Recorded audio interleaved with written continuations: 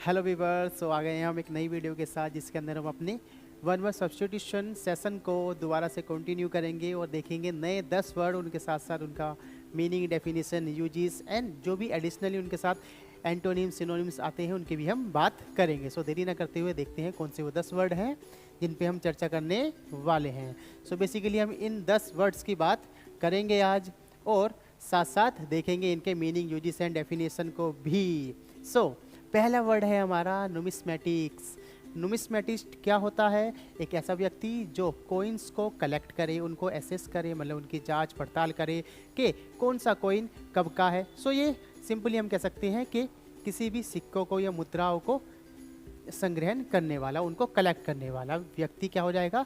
नुमिस्मेटिस्ट हो जाएगा। So one who collects and assesses the quality of coins. अब भाई देखिए, मुद्रा शास्त्री इसको हम बोलेंगे, लेकिन किस तरीके से होगा ये? सपोज कीजिए कई साल पहले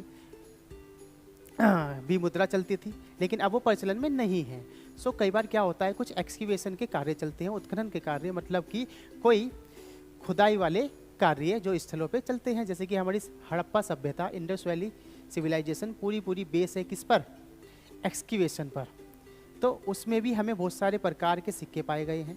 तो अब क्या करते हैं ये नुमिस्मेटिस्ट? उन्हीं को ही क्या करते हैं? उन्हीं को ही एसेस करते हैं, उनकी जांच करते हैं कि ये कौन से काल के हैं, कौन से टाइम के हैं, इनका टाइम पीरियड क्या था, कितने पुराने हैं, कब में ये प्रचलन में थे।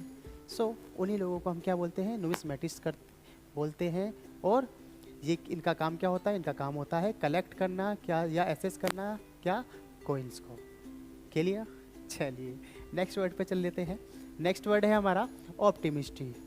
ऑप्टिमिस्ट क्या होगा भाई? ऑप्टिमिस्ट एक आशावादी व्यक्ति जो बहुत ही ज़्यादा होपफुल है, लाइफ के प्रति बिल्कुल ही क्या है? होपफुल, आशा रखता है। और इसको फुल ऑफ एक्सपेक्टेशन से ये क्या है? फुल ऑफ एक्सपेक्टेशंस, मतलब कि ये लाइफ के ब्राइट साइड पर सोचता है बिल्कुल ही।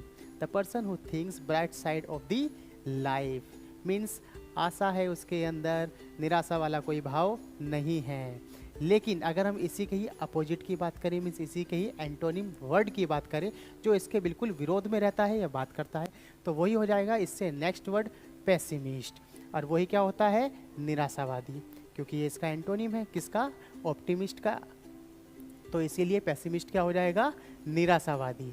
और निराशावादी अगर हम बात करें तो इन दोनों में कैसे एक कॉन्ट्राडिक्शन रहता है, बना रहता है, वो भी देख लेते हैं। भाई देखिए, सपोज कीजिए एक छोटा सा बिजनेस है जो कि स्टार्ट करने जा रहे हैं। अब वहाँ पर इन दोनों लोगों की थिंकिंग देखिएगा किस तरीके से काम करेंगी।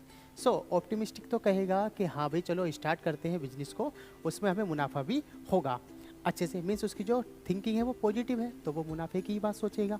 मीन्स वो होपफुल है कि हाँ हम अच्छे से मेहनत करेंगे और मुनाफा होगा और अच्छे से सब कुछ हो जाएगा। लेकिन पैसिमिस्ट क्या होगा? वो उसी बिजनेस के जो प्लान है उसी में ही कुछ ऐसी अड़चनें पैदा करने स्टार्ट कर देगा जो कि रुकावटें बनाएंगे उस बिजनेस को चलाने में या स्टार्ट करने में। वो क्या कहेगा? वो नहीं नहीं नहीं नहीं नहीं, नुकसान हो जाएगा, बहुत बड़ा नुकसान है, अब तो ये प्रचलन में नहीं है, ऐसा बिजनेस ठप बैठ जाएगा, कोई भी नहीं करता है, हम भी नहीं करेंगे। इस तरीके की बातें कौन करेगा? पैसिमिस्ट करेगा। मीन्स जो होपफुल है, आशावादी है, वो ऑप्टिमिस्ट होगा, और जो निराशावादी है वही क्या होगा? पैसिमिस्ट होगा। अब यहाँ पर एक वर्ड और होता है क्या, जो कि ऑप्टिमिस्ट से ही होता है, रिलेट करता है बिल्कुल इसका सिनोनिम, तो वही होता है सैंग्विन।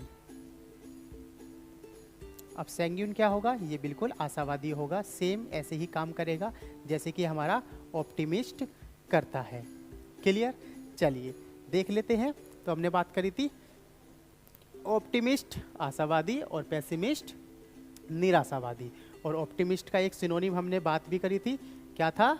सिनोनिम था सैंग्विन। क्लियर? चलिए आगे बात कर लेते हैं।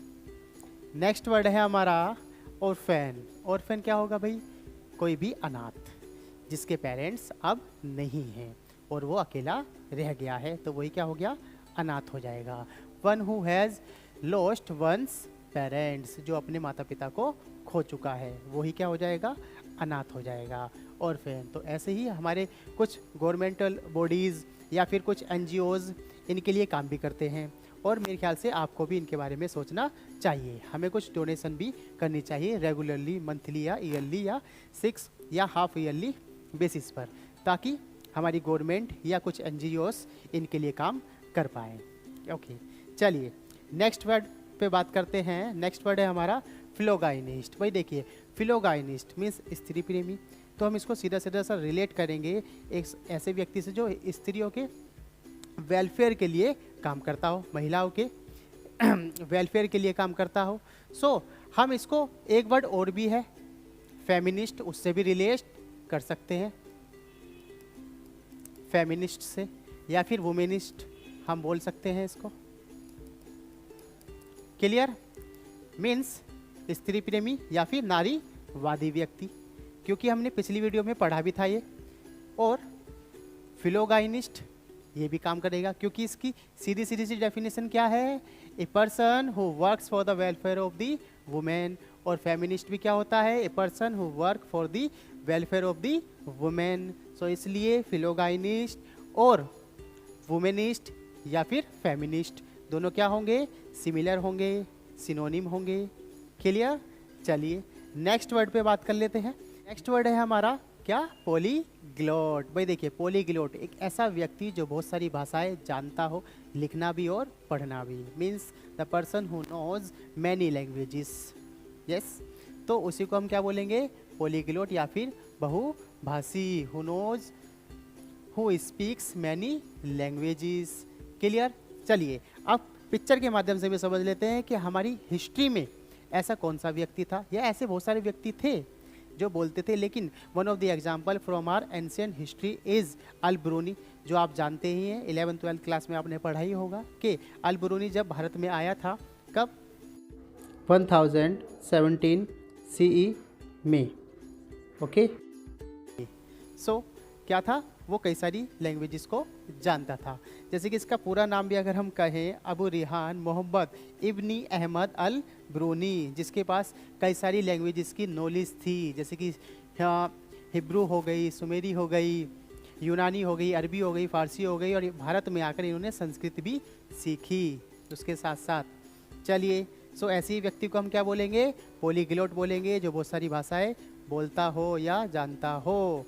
चलिए नेक्स्ट वर्ड पे बात करते हैं। तो नेक्स्ट वर्ड क्या है हमारा, पैसिफिस्ट। भाई देखिए, पैसिफिस्ट एक शांतिवादी व्यक्ति जो बिल्कुल शांति चाहता हो हर एक जगह, इसीलिए हम इसको क्या बोलते हैं, one who hates war and loves peace. जो वॉर को क्या करता हो, नफरत करता हो, नहीं चाहता हो ऐसी कोई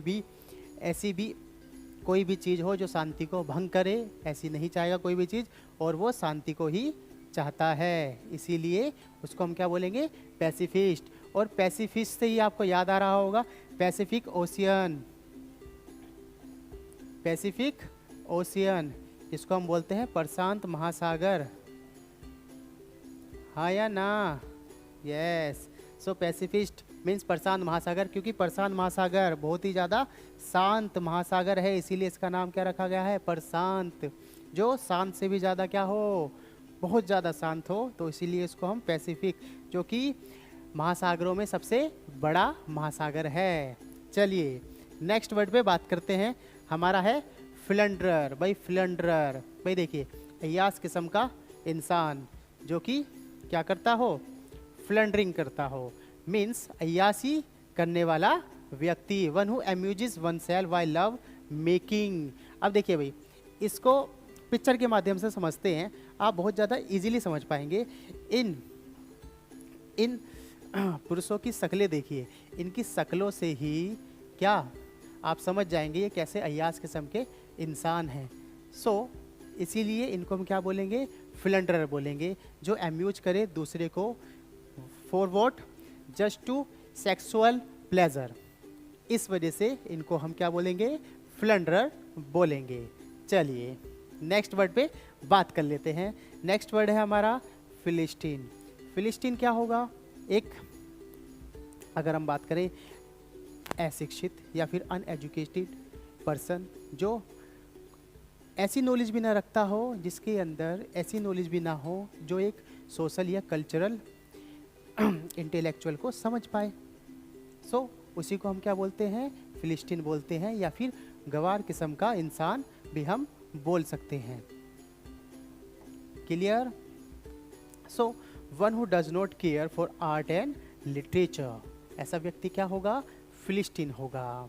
चलिए नेक्स्ट वर्ड पे बात करते हैं, पोस्ट्यूमस। पोस्ट्यूमस क्या होगा?